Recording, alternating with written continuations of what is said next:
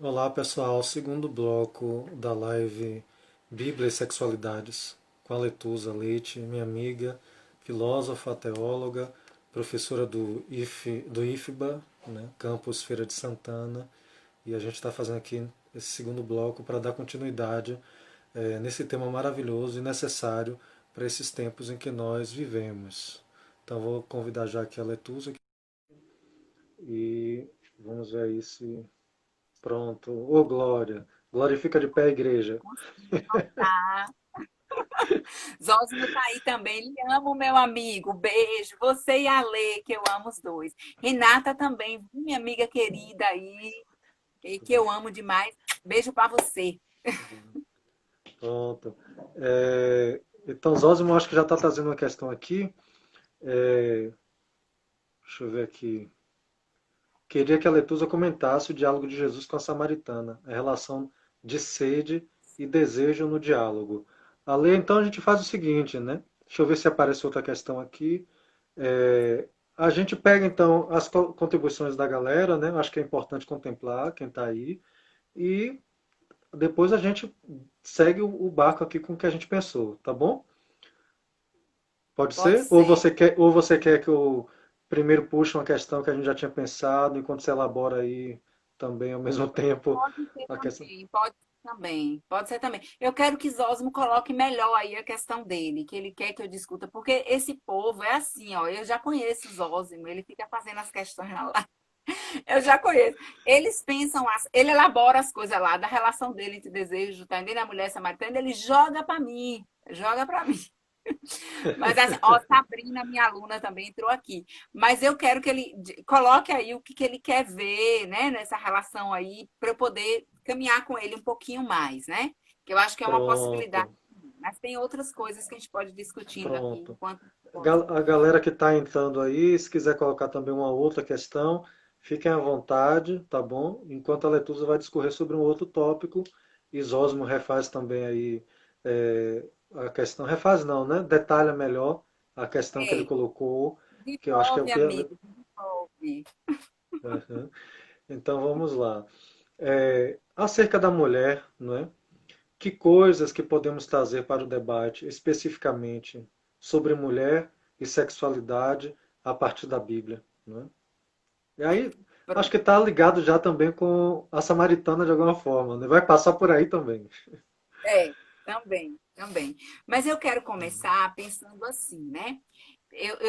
Como a gente está em uma live, eu comecei pensando sobre coisas que todos nós vivemos na vida. Quem é evangélico, católico ou não, né? Eu estou falando de evangélicos e católicos porque é uma experiência cristã, né? Diretamente ligada ao texto bíblico, às experiências cristãs.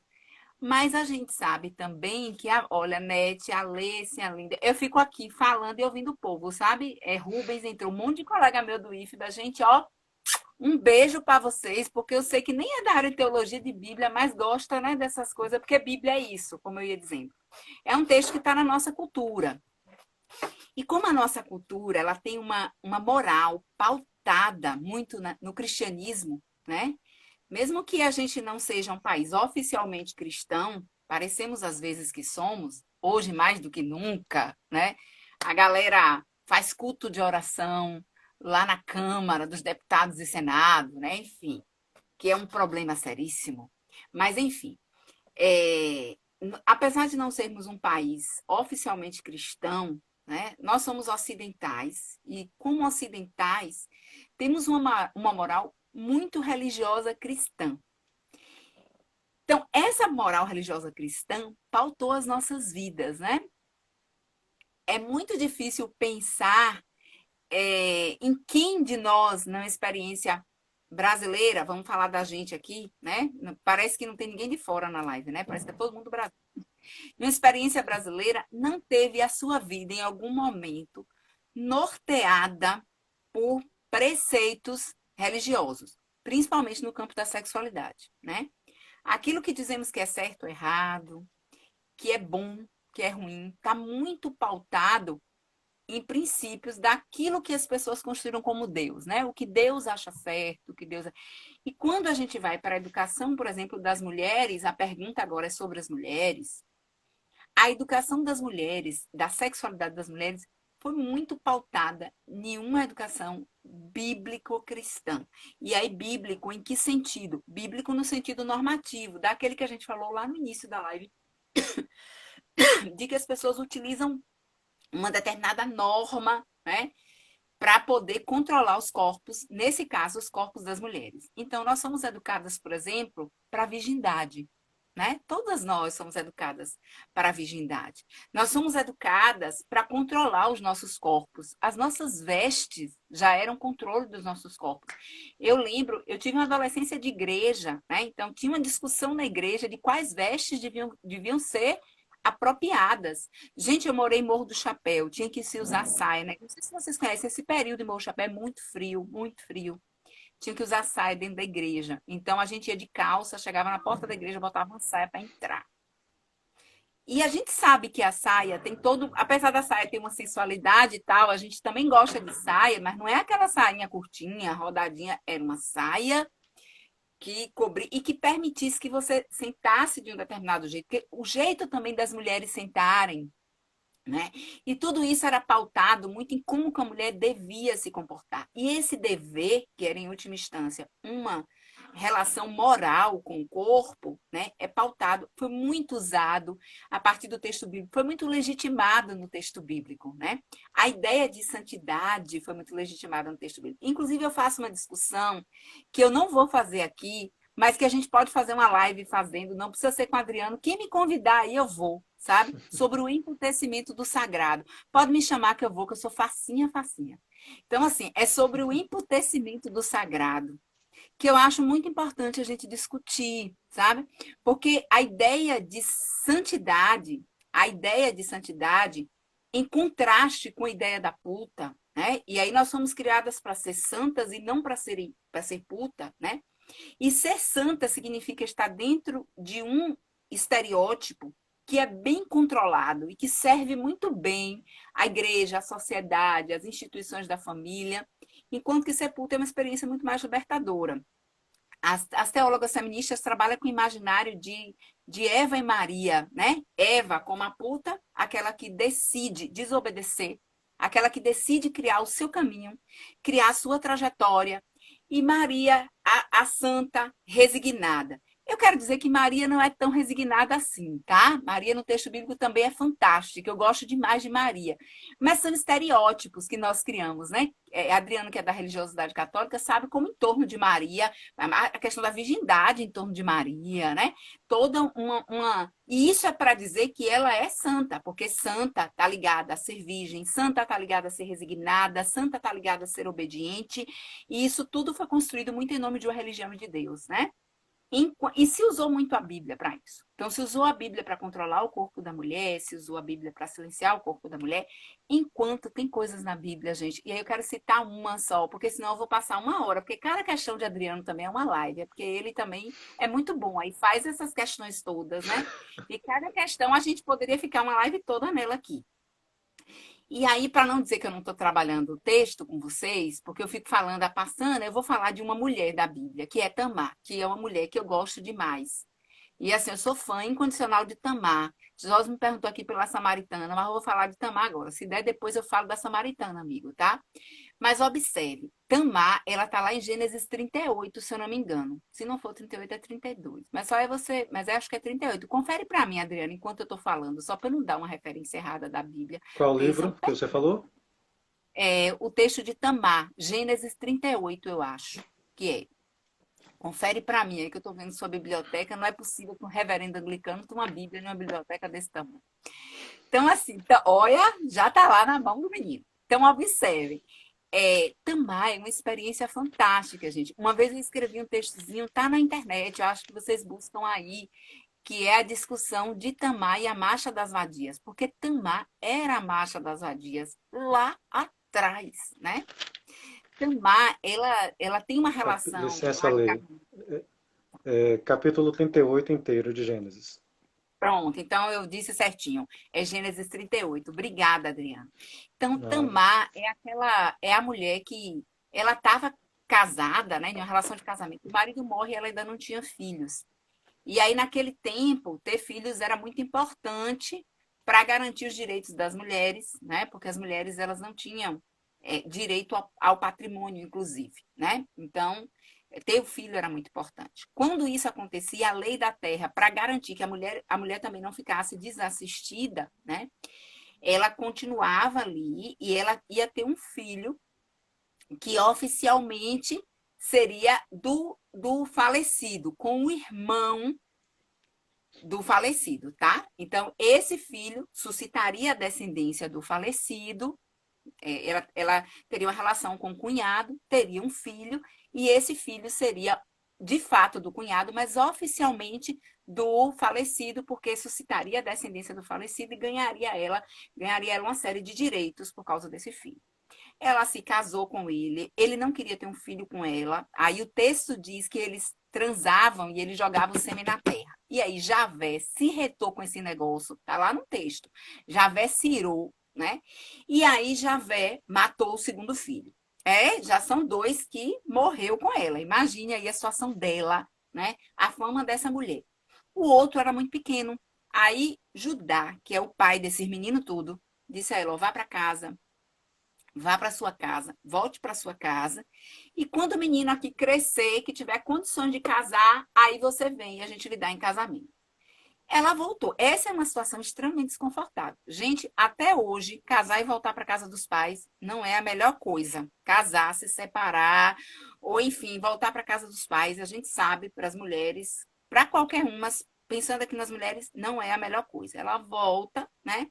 Fica lá, o tempo passa e ninguém lembra que ela tem o direito, que é um direito prescrito em lei, né? O direito dela estava sendo negado. Sabe o que é que Tamar faz? Tá lá no texto, velho. Vai ler a Bíblia. Por isso que eu digo ao povo, o povo acha que ler Bíblia é ficar, sabe, lendo coisas que, tipo, que Silas Malafaia diz, que Bolsonaro diz, nada a ver com o que esse povo diz. A gente vai ler, inclusive, para descobrir que não tem nada a ver com eles, sabe? A Bíblia é linda. Tem uma série de textos maravilhosos. A Bíblia é muito transgressora. Tamar se veste de prostituta, cobre o rosto, se pica para a estrada, porque ela sabe que Judá, o sogro dela, tá viajando. E aí, Judá, muitos dias fora de casa, galera, ó, encontra uma prostituta na estrada, né? Vamos ali fazer um amorzinho, dar uma trepadinha, não sei como é que a gente chama isso, enfim. Vai lá, né? Tem relações com ela e pronto. Aí ele fica devendo a ela, né? Eles não viajam com bens, enfim, para pagar esse tipo de serviço que é caro, diga-se de passagem, esse tipo de serviço, né? E ele não viaja com bens porque poderia ser assaltado nos caminhos e tal, né? Mas ele era um cara ilibado, da alta sociedade, um homem de bem, tá? Um homem de bem. Aí ele dá a capa, o anel e o cinto. Em algumas versões é o cinturão, outras é o cajado, isso varia. O anel, quem conhece os textos do Antigo Testamento, né? Eu fui professora de Bíblia durante um tempo, ele tem uma espécie de um selozinho. Então, o anel, se eu lhe dou o anel é de Ale, o anel era de Judá, sabia que era de Judá. Pronto, essa relação acontece, ele vai, termina a viagem, volta. Depois de 3 meses, o que é que acontece? Começa um burburinho que Tamar tá grávida. E aí, esse burburinho chega a Judá. Depois de 3 meses, a barriga começa a aparecer, né? Esse burburinho chega a Judá. E aí Judá diz, velho, tudo que Judá queria, né? Porque se Tamar tivesse feito isso fora da família, Tamar teria perdido os direitos dela, porque aí ela teria transgredido, né? Os direitos dela. E aí o que que ele faz? Ele diz, olha, procura saber o que que aconteceu. Aí envia o mensageiro dele, né? Alguém que trabalha para ele lá para saber o que que aconteceu com o Tamar. E aí Tamar diz, olha, vai lá e diz para ele que o pai do meu filho é o dono desse anel, desse cajado e dessa capa, né? E o anel, o cajado e a capa era dele, de Judá. O mais interessante dessa história está na Bíblia. O que que é isso? É a mulher usando o seu corpo para lutar pelos seus direitos. Agora me diga se isso não era a marcha das vadias, que eram as mulheres aqui no Brasil lutando pelos seus direitos, utilizando os seus corpos na rua. Foi isso que Tamar fez. Esse texto está na Bíblia. E o mais interessante é que esse texto, ninguém termina o texto, a Bíblia não termina o texto recriminando Tamar. A Bíblia, essa narrativa é uma narrativa quem lê percebe, de enaltecimento a Tamar. É uma narrativa. Ele vai contar a história de Tamar, e o problema que o texto aponta é o problema de Judá, não é o problema de Tamar. É o problema de Judá em negar o direito que a ela pertence, né? Então, esses elementos bíblicos, eles são muito importantes porque eles são libertadores para nós, né? Para nós mulheres que queremos ser cristãs, que amamos ser cristãs. Para mim, a experiência de ser cristã é uma experiência transformadora e libertadora na minha vida, né? Inclusive, assim, muito da minha militância, eu sou feminista porque eu sou cristã. Eu não aprendi a ser feminista com filosofia, eu aprendi a ser feminista como teóloga. Luta por direito e por justiça, eu aprendi lendo Bíblia, gente. Eu aprendi dando aula de Bíblia. Porque o tema da justiça e do direito é um tema muito presente no texto bíblico. Passa como esse momento aqui, esse texto ele está querendo discutir justiça e direito. Ele não está querendo discutir moral lá em Tamar, né? E a gente quer reduzir o discurso religioso a um discurso moralista. E aí, por isso a pergunta de Adriano, né? O que a Bíblia tem a dizer sobre essa temática? Tem muita coisa a dizer. Vamos lá, que ela disse muito para. Eu sou terrível, né, amigo? Só fechando. Ela É disse muita coisa muito mesmo. ela disse muito para nos. Ou melhor, disseram muito a partir dela para nos oprimir, mas ela pode dizer muito para nos libertar, mulheres. Ela pode dizer muito para nos libertar. Vai, amigo. Eu Não, falo só muito. aproveitar, o que eu quero colocar é o que a galera está interagindo. Está todo mundo assim tendo é, é, alucinações, frenesi, todo mundo empolgado com o que você está dizendo. Eu acho todo mundo contente com o que está ouvindo, né? E aí quero retomar o que Zósimo traz e depois Marta coloca, porque tem inteiramente a ver com o que você está colocando, né? O Zósimo dizia sobre a samaritana o seguinte: olha, todo mundo quando faz a leitura do encontro de Jesus com a samaritana faz uma ênfase, né, sobre a recriminação dela ter 5 maridos, não é? Quando na verdade a gente percebe que Jesus valoriza a busca, né, o desejo dela. Então, dá uma carga à fala de Jesus sobre disseste bem, tiveste 5 maridos, né, o que tens agora não é teu e tal. É, então, que leitura que a gente pode fazer disso, né? Fora desse lugar comum, né? Inclusive, eu já vi leituras que falam dos 5 maridos, não concretamente 5 maridos, mas como símbolo da relação do povo samaritano com outras entidades que não Javé, Jeová, né? Só que a gente pega num contexto outro. É, e aí, Marta coloca, deixa eu pegar literalmente, mas ela está dizendo basicamente isso, né? O que dizer quando a Bíblia é usada para demonizar o desejo feminino, né? O contexto é um pouco isso, deixa eu ver se eu encontro para pegar literalmente e ser Sim, fiel ao que ela coloca. A lei, de que maneira a Bíblia contribui para qualificar o desejo sexual feminino como demonizado quando posto para fora. E antes de te passar a palavra, só responder aqui a Sabrina, que perguntou, disse que o problema da Bíblia, né, é a questão da tradução, né? Qual seria uma versão mais fiel ao texto original hebraico? Primeiro que não é só hebraico, né, o texto original da Bíblia, Sabrina. Nós temos grego, né, temos alguma coisa pouca de aramaico, é, e aí a gente tem tipos de tradução, não é? A gente tem tradução que é mais devocional para oração, temos tradução que é mais para estudo, e temos duas linhas de tradução, uma chamada tradução mais conservadora, não conservadora do ponto de vista moral, do ponto de vista de valores, mas conservadora porque do ponto de vista linguístico tenta se aproximar dos termos, da semântica, do léxico original, digamos. E uma outra mais inovadora, né, uma outra tendência mais inovadora, que põe a Bíblia no contexto atual. Aí a gente tem, por exemplo, nova tradução na linguagem de hoje, que é uma das traduções mais contemporâneas, assim, né? A linguagem bem próxima a nós. Por exemplo, hoje eu usei essa tradução para fazer um devocional sobre espiritualidade, coragem e testemunho na teologia paulina. E aí, no texto que eu usei, aparece a palavra fanático. Não é a palavra do original fanático. Fanático é uma palavra nossa, de hoje. Né? Mas, para aviar o caminho e responder o que você está perguntando, é interessante a Bíblia Teb, né? Tradução ecumênica da Bíblia. É, opa, Nova deixa eu, Jerusalém, eu gosto muito. a Bíblia da CNBB é interessante, não é? essa tradução aqui, que cada autor, cada livro ficou por conta de um especialista, né? Isso é muito interessante. E a Bíblia de Jerusalém, que é das mais estudadas. Não sei se a Letusa quer recomendar mais alguma. E essas Bíblias todas que eu citei, Jerusalém, Tebe e da CNBB, tem notas de rodapé riquíssimas, né? Não sei se a Letusa quer completar sobre uma tradução e tomar a palavra aí para falar sobre o que Zósimo e Marta falaram.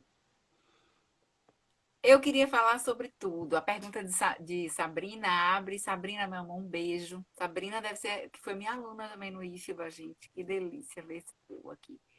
Então, a pergunta de Sabrina abre um leque de discussão, que é a discussão hermenêutica, que é uma discussão de pano de fundo de tudo isso que a gente está discutindo aqui, né? Que é a hermenêutica da Bíblia. Eu diria que o problema da leitura bíblica não é um problema de tradução, é um problema de hermenêutica, porque a tradução, inclusive, já é uma hermenêutica. Eu tinha um amigo meu linguista, ele dizia, e teólogo também, né? Ele é professor da Universidade de Garanhuns, o Bené Benedito, foi meu professor também no mestrado, e ele dizia,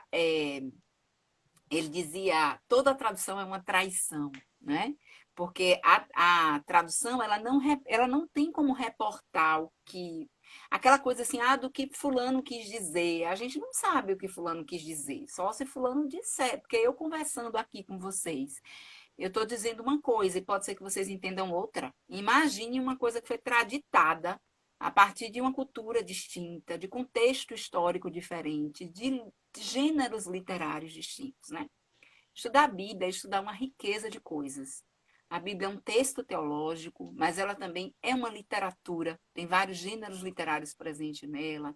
A Bíblia, ela é uma. E dizer isso tudo é muito importante, porque a gente está falando sobre Bíblia. Quando a gente vai discutir qualquer temática, se a gente não considera isso, velho, a galera pega a Bíblia e faz com que a Bíblia seja ou uma caixa de versículo que sai citando para tudo que é lado, Exatamente. ou um conjunto de regra e norma. Tem um negócio que os batistas adoram dizer. Deixa eu ver se eu lembro aqui. Regra de fé e prática. Horrível. Bíblia não é regra. E vida, não se discute vida com regra. A vida, ela.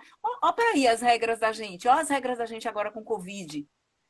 Tudo, extrapolou tudo, limitou tudo. A gente está diante da perspectiva da finitude humana. A vida é uma dinâmica que transcende e surpreende a gente cotidianamente.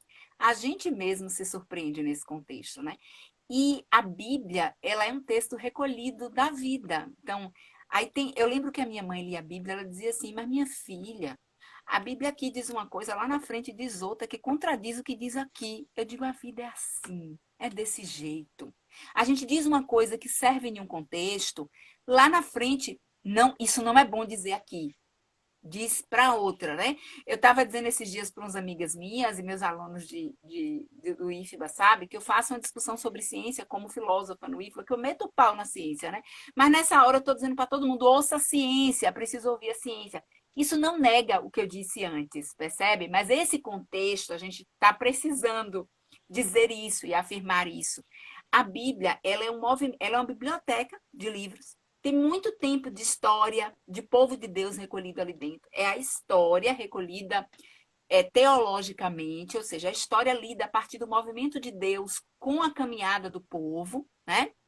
O povo lendo a sua história, e aí o povo vai se encontrando, se desencontrando, brigando com Deus, se acertando com Deus, errando com Deus, reaprendendo, porque a vida é assim. E isso tudo é muito bonito no texto bíblico. Deus também vai sendo construído na Bíblia. Deixa eu indicar um livro para vocês. Eita, que ser professor é terrível, né? Depois eu quero Deus, pegar. uma biografia de Jack Mill. Como é, Adriano? Não, só depois pegar a palavra aí sobre o que você está falando. Tá. Deus, uma biografia de Jack Mill. Conhece, Adriano, esse texto? Deus, uma biografia de Jack Mill. Ô, Aleto, deixa eu te dizer, seu exemplar está comigo já faz um ano. Tá, né? Tu devolve, viu, filho? Tu devolve um dia. Você devolve, pode ler na pandemia. Aí, deixa eu dizer, gente, esse texto é lindo. Esse foi um dos meus melhores encontros com Deus na minha vida, né? Inclusive, foi um encontro de me reconciliar com Deus. Eu lembro quando eu li esse livro, foi um exercício de sexualidade. Porque sabe aquele livro que você lê e você não quer parar de ler? Sabe aquela tesão, aquela vontade, aquele negócio? Onde eu ia, eu carregava. E eu ficava fazendo as coisas doida para parar, para ler o livro, né? Porque esse livro também mostra como Deus também vai sendo construído na história do povo. Esse pano de fundo, Sabrina, é muito importante para a gente ler o texto bíblico em qualquer direção e para a gente ler o texto bíblico para produzir vida, para libertar, né? Para que o texto bíblico tenha beleza e força de vida na vida das pessoas e não para oprimir, né? E não para diminuir a beleza da vida, e não para diminuir a largueza, a extensão e a profundidade que é a vida, né? Como às vezes os discursos normativos religiosos fazem. Falar da samaritana de Zósimo, né? Vixe, tem Olha, muita abordagem. rapidinho, Diga. desculpa. Não, só contribuir com o que você falou. A questão da Bíblia ser uma biblioteca, né? E por ser uma biblioteca, ela possui gêneros textuais diversos, né? Então, não dá para a gente ler todos os textos bíblicos da mesma maneira, né? Temos romances, temos novelas, temos livros históricos, temos mitos e cartas. E aí a galera quer fazer uma leitura da Bíblia tabulada, né? E uma outra coisa, Letusa, que é importante a gente dizer, que a Bíblia tem uma historicidade dentro dela própria. O que em uma parte da Bíblia ela está condenando, um profeta lá na frente vai olhar esse mesmo evento que foi condenado lá atrás e vai dar uma outra perspectiva, porque a caminhada do povo de Deus permitiu ter uma outra perspectiva. Vou dar um exemplo para vocês. Se a gente fosse pegar o texto bíblico primeiro que fala sobre a relação de determinados povos com o povo de Israel, Jesus seria considerado abominado e não poderia cultuar dentro do templo de Israel. Entretanto, Jesus é o Messias de Israel, entende? Então, olhar também esse processo, essa marcha histórica dentro do próprio texto bíblico, não é? E às vezes isso é uma coisa que a galera não diz, não é? Às vezes diz, não, vocês estão trazendo isso agora, fora da Bíblia, né? Mas não, dentro da Bíblia acontece mudança de olhar sobre as coisas também, né? Enfim, Perfeito. só isso ali. Deixa eu só dar um outro exemplo, Adriana. Eita, que a conversa sobre Bíblia é boa. Rende. Gente, a conversa sobre Bíblia é boa. Se vocês quiserem, chama a gente, né, Adriana, para uma live sobre Bíblia, que a gente faz, porque é muito boa. Ó, Gênesis 1 e Gênesis 2, que são dois textos que vocês conhecem, tá? Os dois narram a criação do mundo, tá? Os dois textos narram a criação do mundo. Esses textos tem uma coisa chamada exegese bíblica, né? Que a gente que trabalha, eu, por exemplo, sou uma professora de línguas, grego, hebraico, fui professora de exegese bíblica, a gente descobre as camadas do texto. Essa coisa, Sabrina, que você disse do texto original, o texto original não existe, a gente vai atrás do texto mais antigo, né? O texto que se abre para a gente, por exemplo, a Bíblia hebraica, eu tenho ela aqui. No dia que vocês me chamarem palavras sobre Bíblia, eu abro ela e leio com vocês. Mas, assim, o que a gente tem, o texto hebraico que a gente tem, não é o texto original, não é o texto que alguém escreveu. Ele já é um texto recolhido. Gênesis 1 é um texto sacerdotal, é do período do exílio babilônico. Gênesis 2 é um texto mais antigo do que Gênesis 1. É um texto já visto, é um texto mais antigo. Observe, os dois estão fazendo a narrativa de um mesmo episódio. Qual seria o episódio? O episódio da criação do mundo. Vocês conhecem isso aí, que é aquela coisa que disse Deus haja luz e houve luz. Disse Deus faça isso, aconteceu. A palavra de Deus criando as coisas, né? Se vocês observarem no Gênesis 1 e no Gênesis 2, os textos são diferentes, né? A experiência da narrativa da criação é distinta, não é igual. Nós chamamos esses textos, o gênero literário desse texto é um mito. A gente não está dizendo que a Bíblia é mentira, tá, gente? Até porque a gente aqui, eu e a Adriana, não somos positivistas para acreditar que mito é mentira. A gente acha que o mito é uma maneira legítima de ler o mundo para explicar aquilo que não se explica. Aquilo que é mistério, porque a vida também é mistério, não dá para explicar tudo. Não dá para a gente saber como é que o mundo foi criado. Aqui para nós. Tem umas teorias aí do Big Bang, tem um monte de teoria científica, tudo válida, vamos estudar, tá? Meus alunos do IFBA continuam estudando. Tudo legal, mas assim, a galera não sabe realmente como o mundo foi criado. Então, os cientistas fazem a teoria, os teólogos, eles fazem a narrativa a partir da compreensão de como Deus age na história. E eles recolhem isso. Essa compreensão é belíssima. A gente pode conversar um dia sobre ela. Não posso conversar aqui, porque senão eu desvirtuo a live toda, porque senão a sexualidade vai se embora. A gente ainda tem coisa para dizer. Mas só para dizer para vocês que isso está lá no texto. Ninguém conversa sobre essas coisas com a gente, né? O texto é rico, é bonito, ninguém conversa. Às vezes não conversa também porque a galera, os pastores, deixa eu fazer uma fala aqui, miseravona, tá? Mas eu vou dizer, o pessoal que é pastor, que deveria estudar a Bíblia, não estuda a Bíblia. Eles ficam lendo Bíblia para controlar o povo na igreja, mas estudar mesmo Bíblia, estudar literatura, estudar teologia, estudar as línguas, entrar no texto, falar dessa beleza que é esse texto para produzir vida para as comunidades, muitas vezes eles não fazem isso. E aí a gente perde muita beleza do texto, tá? Então, o texto Gênesis 1, o texto Gênesis 2, teologicamente tem vários sentidos e significados, não dá para falar agora, né? Inclusive, diz lá que Deus criou, macho e fêmea os criou. Nenhum desses textos não diz que o homem foi criado primeiro e a mulher depois. Em Gênesis 1 não diz que a mulher foi criada da costela de Adão. Lê lá que você vai ver que não diz. Porque nem o cara que escreveu Gênesis 1 acreditava mais nisso e o povo ainda acredita nesse negócio, tá entendendo? Então, assim, são textos que vão mostrando que existem outras perspectivas, outros modos de ler a Bíblia, mas a galera não lê. Ou por preguiça, ou porque não interessa. É trabalhoso estudar a Bíblia, porque é estudar um texto antigo, né? É trabalhoso, mas é uma delícia. E aí eu desafio vocês para a gente conversar sobre Bíblia em outra live. Agora é a Samaritana, né? Tá Eu duro tô o aqui cheio negócio, de, né? eu tô cheio de coisa aqui para colocar a partir do que você colocou, mas vamos Coloca, seguir. amigo, coloca um Vamos sim, pouquinho, não, vai depois eu lá, segue. coloco outro. Não, só dizer Como ainda a que live nesse é de exercício. sexualidade, a gente fica colocando e tirando, colocando e tirando, colocando e tirando, para ir vai que dá. Não, agora falando. É uma coisa importante a gente perceber que não estamos tangenciando. Saber essas informações é importante para falar sobre Bíblia e sexualidades, não é?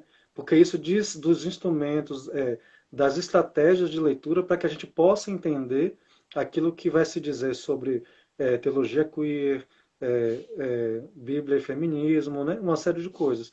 É, são ferramentas importantes. Uma outra coisa que a gente pode acrescentar a tudo isso que essa mulher poderosa deu aí para gente, é entender que o texto só está completo, né? E aí é outra perspectiva completamente diferente, né? Não é mais para dentro do texto, é para fora. O texto só está completo depois que ele passa pelo leitor, pela leitora, né? Então, os diversos autores o escrevem, o livro se torna objeto, né? E só que esse círculo, né? Esse triângulo, melhor dizendo, só se completa quando o leitor faz esse encontro e recebe sentidos e doa sentidos, né? É, e aí, por isso a Bíblia é também um livro devocional, e por isso ela está viva ainda hoje. Porque quando ela encontra esse leitor em 2020, diante da Covid, esse texto vai iluminar a Covid, essa vivência da Covid hoje, né? Então, isso é fundamental a gente entender, é fundamental a gente entender, porque isso é que permite podermos falar do que estamos falando aqui hoje, e tantas outras coisas, né? Siga lá com a Samaritana, que a coitada está esperando há tanto tempo. Estou falando sobre as coisas, já me veio um monte de coisa na cabeça, sabe? Mas eu vou falar da Samaritana muito rapidamente. Tem a pergunta de Martinha também, eu vou querer que você me relembre, amigo, a pergunta de Martinha. A Não, Samaritana, a pergunta é realmente igual à Samaritana aí de Zósimo, só que de maneira mais ampla, que é como esse texto é utilizado para demonizar, né, os textos, a Bíblia, para demonizar o desejo da mulher quando o põe para fora. E aí Zósimo está falando que a condenação sobre os 5 maridos da Samaritana, por exemplo, né? é, exatamente, né? Então, assim, é isso tudo que a gente está falando sobre a leitura bíblica é o que nos permite entrar no texto e ver outras possibilidades, né? Porque o texto, ele é texto e está aberto para a gente. Uma das possibilidades de hermenêutica desse texto, Adriano colocou lá, é entender que esses maridos nem era marido. Jesus nem estava preocupado. Até porque, se a gente observar, assim, Jesus não está preocupado com a sexualidade de ninguém. Na verdade, os evangelhos, né? Vamos pensar os evangelhos de Mateus, Marcos e Lucas, que a gente chama dos sinóticos, né? Eles não estão preocupados, velho, com a sexualidade. Nem a de Jesus eles estão preocupados, né? O pessoal diz assim, Jesus, parece que Jesus foi casto. Eu tenho cá minhas dúvidas, viu, gente? Porque Jesus me parece um cara apaixonado, sabe? Um cara que foi até a cruz por o que ele acredita. Eu tenho cá para mim que ninguém vai até a cruz por razão. Quem vai até a cruz vai por paixão, vai por desejo de ver o mundo transformado. O que nos movimenta com muita força na história. Lembra aquele texto que eu falei de Jeremias? Seduziste-me, Senhor, e me deixaste, foste mais forte do que eu e prevalece. O que movimenta a gente com muita força não é o cabeção, galera. Não é as coisas que nós sabemos. Quantas coisas aqui a gente sabe que é o que devemos fazer, mas não fazemos, e não fazemos por desejo. Não fazemos porque não desejamos. O exercício da sexualidade está em tudo, né? Me parece que Jesus era um cara apaixonado. E eu não acho que seja diferente com mulheres. E, gente, tem uma história de Jesus com Maria Madalena que eu gosto dessa história. Não sei se foi, se não foi, né? Mas eu gosto dessa versão de Jesus apaixonado, porque tem uns negócios lá de beijo na boca, de Jesus e Madalena nos textos, né? Que não são os textos oficiais canônicos, porque tem isso, né? Tem muito texto da época que não entrou pelo cano. Tem uns que ficaram fora, é uma outra coisa que a gente tem que discutir, que ajuda a gente a entender os que entraram. E aí tem uns negócios lá de beijo na boca, de Jesus e Maria Madalena, e o pessoal diz que era uma transmissão de sabedoria. Olha que negócio bom, a gente beija na boca e o outro aprende o que eu sei. É coisa boa. Mas tem um negócio assim lá no texto, e tem uma série de coisas, né, que dá indícios também de Jesus vivendo. Agora, isso não é uma discussão dos evangelhos, percebam. Não há uma negação da sexualidade nos evangelhos. Me parece que é um silêncio sobre a sexualidade de Jesus, né? Talvez alguém possa dizer, o silêncio já é uma negação, Aletusa. A gente pode discutir isso, né? A gente pode discutir isso também. Estou aberta. Mas não há uma interdição no sentido de dizer que não aconteceu, tá? É nesse sentido que eu estou dizendo. E Jesus também não me parece ter discursos moralistas. Nos evangelhos, não. Né? Pelo menos nos evangelhos, não. Se a gente for para as cartas paulinas, eu tenho umas desavenças com Paulo. Adriano sabe disso. Mas a gente conversa também sobre tudo. Minha desavença não me impede de dialogar. Eu dialogo até com Paulo. Mas assim, é, o Jesus é muito interessante nos evangelhos, né? E aí aparece esse texto. Então há uma possibilidade hermenêutica de que esses maridos não sejam maridos, porque tem sempre uma relação de que todas as vezes que o povo adora outros deuses, eles saem daquele sistema que em Israel era o chamado, tinha o monoteísmo e o enoteísmo, né? O enoteísmo que era você reconhece vários deuses, mas você adora um deus que é Javé. Então, assim, alguns saem, né, disso e adoram a outros deuses. Todas as vezes que o povo de Israel adora outros deuses, né, é como se o povo de Israel, é o amante de Javé, traísse Javé. Isso é colocado dentro de um espectro de sexualidade. Você vai ver isso no livro de Oséias, muito claramente, né? Essa metáfora no texto de Oséias, e essa metáfora caminha muito nos profetas, tá?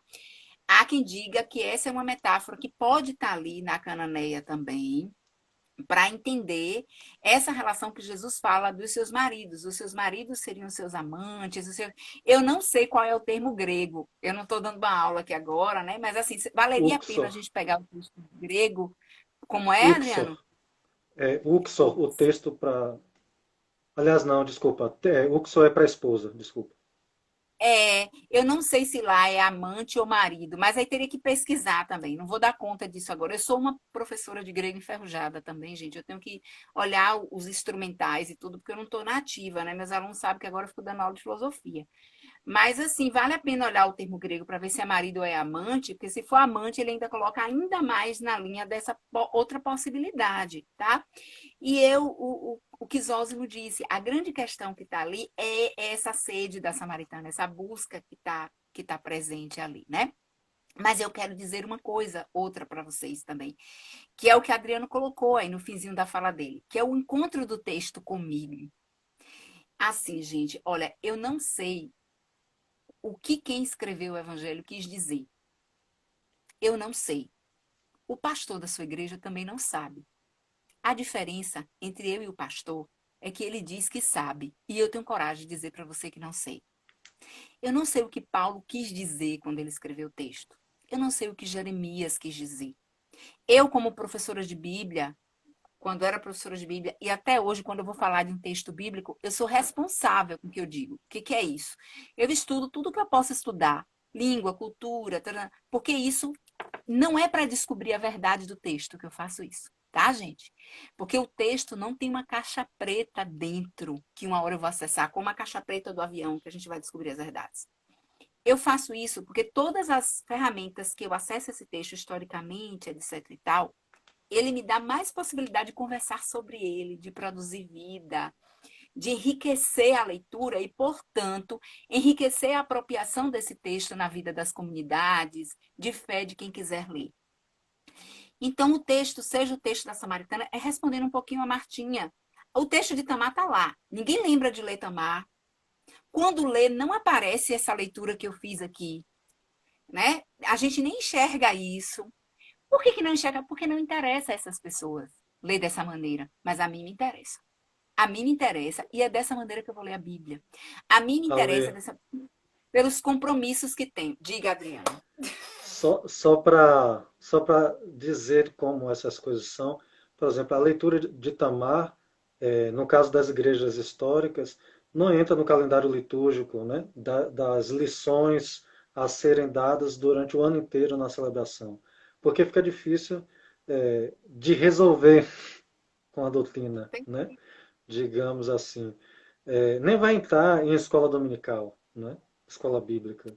Né, isso é Não uma ir. coisa que não é? É uma coisa que é claro que as igrejas progressistas discutem isso tudo, né, que a gente está discutindo aqui, mas para dizer que o calendário, tal como foi montado, não permite que isso entre, né? Isso aí precisa de uma Seja reforma para que progressista venha. é também uma agulha no palheiro, né? Em feira você compra. Exatamente. É. Pode citar aqui quais são elas. A gente pode Uhum. citar aqui a igreja anglicana, a igreja IPU, tem igrejas aqui, eu não sei nem mais se tem mais alguma, não sei se tem alguma católica que você conheça que possa citar. Eu falei dos pastores, mas se estende aos padres também, tá, gente? Pastoras, pastores, padres, para não ficar falando só mal, porque eu gosto de falar mal dos meus. Como eu sou protestante, eu fico falando mal dos meus para não ficar falando mal dos de fora. Mas se estende a eles também. Mas eu não Marta sei. está aqui dizendo. Sim. Deixa eu brincar aqui. Marta está dizendo uma fala dessa tão apaixonada nos captura. Eu acho que eu estou quase comissionando a Letusa como pastora de minha comunidade, que é para eu poder ter um rebanho vasto. Adriano Vamos, sabe amiga, ser disso, que co-pastora. eu não quero ser pastora por causa disso. Eu não quero ter compromissos oficiais. Eu sei, Eu, tô de eu dou graças gozação. a Deus porque tem pastores e pastoras que eu admiro demais, assim, e que caminham. A Adriana é um deles, caminham. É a comunidade que eu indico, participa, eu não quero. Mas o povo já adora me chamar de pastora. No dia do pastor, uma pessoa da comunidade Nazaré, que é minha igreja querida, aí botou uma homenagem para os pastores, botou meu nome no meio. Eu não sou pastora de forma nenhuma, gente. Mas é isso, assim, porque Bíblia é uma coisa que eu sou apaixonada, gente. Eu tenho uma paixão, uma loucura, assim, um tesão, um retado. A semântica tem que ser apropriada ao tema, né? Eu tenho um tesão retado por Bíblia. E é recolhido, porque eu não estou mais estudando Bíblia, sabe? Então, quando me dão essa oportunidade, já fui. Mas vamos continuar. Se eu não dou conta aí da Isso, Samaritana ou de outros, né? Vamos continuar para a gente poder pronto. falar de outras coisas. Eu queria só retomar algo que alguém falou, foi um homem, agora desculpa, eu não gravei o nome, mas ele fez um comentário interessante, que é preciso nos apropriarmos destas coisas que estamos discutindo e de tantas outras, porque o tempo que a gente vive está sendo capitaneado por um uso negativo da religião, né? Então, mesmo que não é da teologia, é de outros campos, não pode dizer, eu não dialogo com isso, porque comete uma tremenda besteira. Você precisa mergulhar nisso para poder fazer a dobradura dessa linguagem que tornou o Brasil refém, não é? Então, isso é extremamente necessário, gente. E a academia, infelizmente, a gente deve dizer, eu sou acadêmico, eu estou dentro da academia, a Letusa é acadêmica, mas a gente tem que dizer, a academia torce o nariz muitas vezes, achando que isso não tem nada a ver com o que tem importância na vida, né? Mas isso é vital e está ditando os rumos de como eu posso ir comprar o pão cada dia na minha vida, né? Por exemplo. Exatamente. Né? Amigo, me É, permita falar sobre isso. porque eu acho uma coisa muito importante nos dias atuais. É essa fala que alguém puxou aí. Muito obrigada quem puxou essa fala. E obrigada pela sua fala. E eu preciso dizer, porque talvez seja uma das coisas mais importantes que a gente possa dizer nessa live, Adriana. É dizer, gente, Uhum. a gente precisa disputar teologicamente Deus, Bíblia. Não tem como abrir mão disso.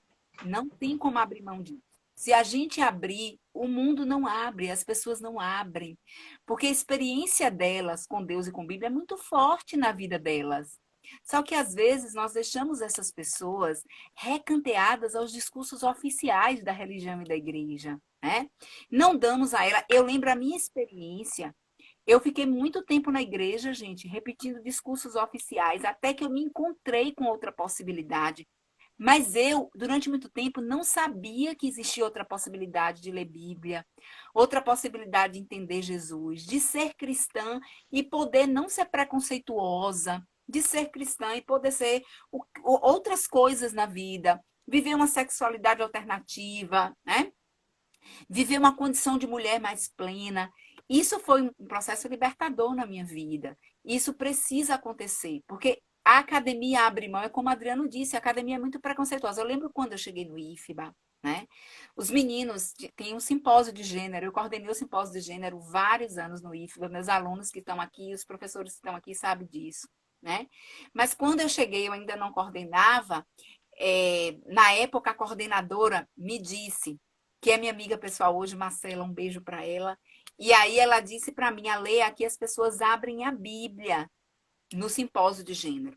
Os meninos abriam a Bíblia para dizer que estava errado, equivocado, falar de sexualidade, de uma sexualidade alternativa, de homossexualidade, de LGBTQ, de direitos reprodutivos, né? Direito ao aborto. Né? E aí, o direito, na verdade, é a mulher decidir, não é, né? É o direito à mulher decidir. Mas aí, o que que eu observo assim? Não adianta você chegar para esse aluno, para esse menino, para esse adolescente, mas para qualquer pessoa. Eu estou falando do adolescente que era o meu aluno do IFBA, que hoje pode ser o adulto que está no outro curso do IFBA, tá? No curso superior e tal. Não adianta você chegar para ele e dizer, olha, isso aí é um problema da sua igreja e seu, nós não vamos discutir sobre isso. Porque o menino, ele vai sair da porta do instituto ou do lugar onde ele está, ele vai reproduzir todo esse discurso e preconceito lá fora. A questão é, a gente precisa dar a essas pessoas uma outra oportunidade de ler o texto. Entender que é possível encontrar na Bíblia e na religião, se elas quiserem. Você não tem que ser cristã, tá, gente? Eu não sou proselitista, me dou bem com todo tipo de religião. Com as ateias, Tailu, que eu amo, que adoro. Não fico achando que ninguém tem que se converter a nada. Mas sou muito feliz sendo cristã. Quero dizer para vocês também. Sou muito feliz. E quem me conhece sabe que a minha experiência cristã não é experiência normativa de igreja, né? Mas eu sou. E assim, as minhas lutas e os embates que eu fiz, eu aprendi a fazer como teóloga e como cristã, não foi como filósofa. Quando eu cheguei na filosofia, eu já fazia essas coisas, né? Isso para dizer que é muito importante perceber que eu tenho a possibilidade alternativa, se eu quero, de ser cristã e ser LGBT, né? E o que quiser ser, de ser cristã e ser feminista, e não estar no molde padrão de uma mulher, como a oficialidade da igreja diz que tinha que estar, falando aqui de sexualidade, e de outras coisas também que eu não vou abrir, né? Para isso a gente precisa disputar Deus, a gente precisa dizer que o nosso Deus não é o Deus de Silas Malafaia. Né? E não é preciso escolher entre o Deus de Silas Malafaia ou não Deus, ou eu sou religioso como Silas Malafaia ou não sou. Não, você pode ser religioso e pode ser de outro jeito. E tem muita alternativa no Brasil, tá? Aqui em Feira de Santana tem alternativas. E se você quiser, e se você tiver interesse, se você quiser, momento proselitista, pergunta a gente, visita essas comunidades quando a Covid passar, porque ninguém está fazendo culto agora, tá? Então, visita essas comunidades e conhece, faz uma experiência que talvez seja muito libertador para a sua vida, como foi para a minha, como é para a de Adriano e a de tanta gente. E não vamos desistir, porque a gente pode desistir, eu posso desistir de ler Bíblia, posso desistir de fazer essas lives, posso desistir de conversar sobre isso, o povo não vai desistir da Bíblia. Olhe como o discurso bíblico e religioso tem conduzido as histórias das eleições nesse país. E nós não temos sido sábios o suficiente para perceber que a nossa disputa não é científica somente, né? Não estou dizendo que a ciência não é importante, as ciências sociais que discutem religião, mas o discurso teológico ele tem que vir, porque quem tem fé não vai abrir mão da fé por causa de outra militância, gente. Ele vai precisar aprender a militar com categorias da fé dele. Isso é importante. Isso é uma conversa maior que a gente pode fazer em outro momento, mas vamos Exatamente. adiante. Isso é fundamental. Olha, nós já estamos a 15 minutos do término dessa segunda live. Eu não sei se a Letusa tem mais um tempo. A gente ainda tem duas questões, mas do jeito que as coisas caminham, não sei se a Letusa teria mais uns 10 minutinhos depois para terminar um terceiro Eu bloco. tenho. Eu fico a noite Pronto. toda, porque aqui, meu filho, eu tô gozando nesse negócio. Tá sendo uma Então vamos maravilha. lá. Fica a noite toda aqui. Vamos lá.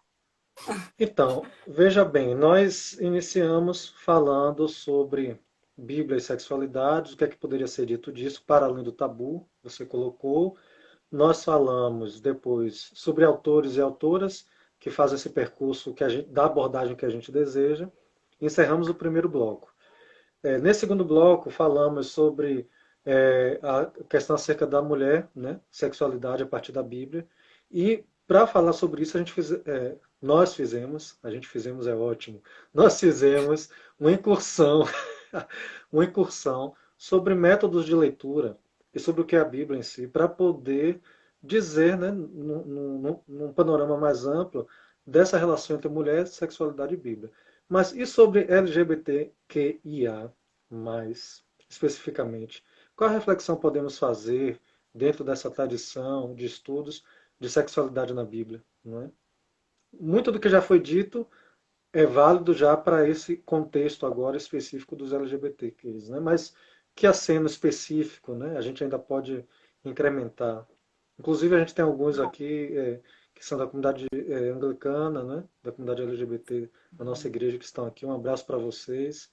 Quero ser da Mônica, minha amiga, sou amiga de IFBA, sou colega de IFBA, só que outro campus.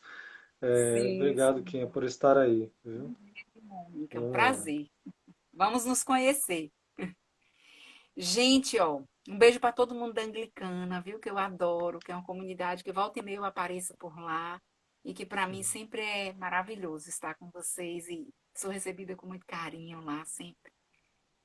Então, parte do que a gente disse se aplica, né, à questão da LGBT e a, né? Eu nem sei como é que hoje está a sigla, porque todo dia muda, era LGBTIQ+, agora tá, parece que tá QIA+, né? Enfim, me desculpem, gente. Eu sei que essas coisas para a militância é muito importante, porque cada letrinha dessa inclui todo mundo. É a falta mesmo, às vezes, de atualização. Eu tive um período de tempo que eu discutia sexualidade, que eu era muito atualizada nisso, como disse a vocês. As coisas vão mudando na vida da gente por circunstâncias, e aí, enfim. Eu quero falar sobre isso. Eu poderia escolher vários caminhos, né, para falar sobre isso, mas eu queria começar falando daqueles textos que as pessoas vão citar para mim.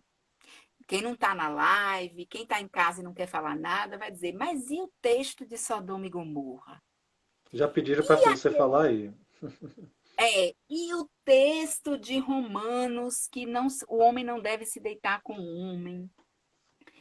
E o texto dos afeminados não entrarão no reino dos céus, que está em Apocalipse, está em Levíticos. E o que mais? Eu acho que tem uns textos básicos sobre isso na Bíblia, um ou outro, tá? O tamanho que é a Bíblia. Aí alguém vai dizer assim, mas ela já citou tantos e disse que tem um ou outro. É porque são esses aí mesmo, conhecidos, a gente sabe. Porque São o 12, povo. São são, quantos, Adriano? são 12 textos no total que são utilizados, de um universo tão vasto, mas que realmente são mais encrespados para a questão, são dois, né? Os outros são leituras extremamente equivocadas, né? Pois é. Né? Agora, Tamar ninguém descobre, mas esse aqui é uma narrativa todinha de um capítulo, que esses textos é assim, um versículo. Mas Tamar ninguém descobre. Por que eu estou dizendo isso? Para dizer logo que a leitura bíblica é seletiva. Né? Para dizer logo que essa galera, tem uma galera que diz assim, mas eu sou fundamentalista. E aí a gente está num tempo que o cara bate no peito e diz assim, ó, eu sou fundamentalista. Igual o cara bate no peito e diz, eu sou racista. O cara bate no peito e diz, eu sou machista. A gente está numa época bem assim, né? E tem uma época um pessoal que diz, obrigada. E tem uma época o pessoal que diz, ó, eu sou fundamentalista. E a gente está nessa época, né? Aí o fundamentalista parte da ideia que ele lê a Bíblia. Que ele pega a Bíblia e lê ao pé da letra e cumpre.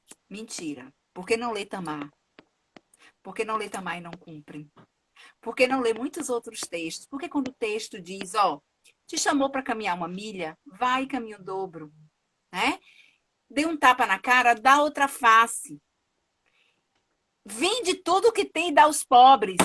Cadê os fundamentalistas? Bora vender tudo que tem e dá. Tá na Bíblia. Porque eu lembro que quando eu dava aula de Bíblia, quando falava de Jonas, o cara dizia, professora, se o texto me dissesse que Jonas engoliu o grande peixe, eu acreditava. Quem dirá que o peixe engoliu Jonas e vomitou na praia, não sei aonde. É uma narrativa que conta uma história dessa, que é uma novela, na verdade. Eu preciso discutir isso para falar desses textos, tá? Eu não tô. Você pode estar pensando assim, ah, ela não está falando. Eu estou falando sim, porque eu estou falando de como que eu interpreto esses textos. Como que eu pego esses textos e seleciono. Inclusive, parte deles estão entre vários outros. O texto dos afeminados mesmo, se você pegar o código, é um código legal em Levítico. O que é um código legal? É o código que prescrevia, naquele tempo, para aquele povo, tá? Uma experiência de vida. Então, esses textos eram recolhidos, né? Como o povo era povo de Deus, esses textos eram recolhidos como também textos sagrados. É o que a gente chama de Torá, que é a lei, né? Gênesis, Levíticos, Números, Deuteronômio. Então, esses códigos, esses textos não são só códigos legais, tem narrativas, como nós falamos aqui das narrativas, né? As narrativas, inclusive, são muito importantes para entendermos os códigos legais, tá, gente? Mas tem o código da pureza, o código da santificação, o código sacerdotal, tem vários grupos de códigos na Bíblia, tá? E aí você tem o código sacerdotal que regia as questões do templo, dos sacerdotes, dos levitas, o código da pureza, da santificação, que regiam as questões morais do povo. Então, você tem várias leis que se aplicam àquela realidade. Por exemplo, tem, entre essas leis, essas mesmas leis, tá? Aí fala das vestimentas, né? Fala de que você não deve usar tecidos diferentes, se você usar, por exemplo, um linho e uma outra coisa, né? Isso tem a ver com uma experiência de uma época e de um povo, de uma compreensão cultural que está na Bíblia, tá?